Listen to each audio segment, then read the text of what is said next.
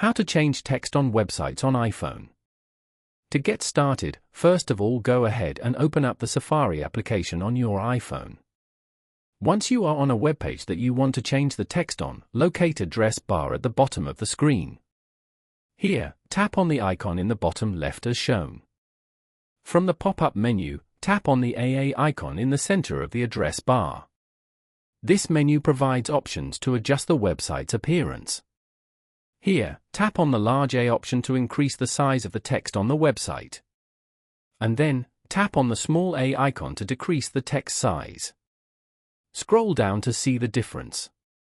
This way, you get more control over your experience with the device and how you use it.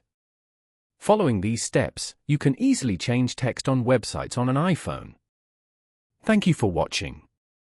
Please leave a like if this tutorial helped you, or leave a comment below if you have any questions related to the video.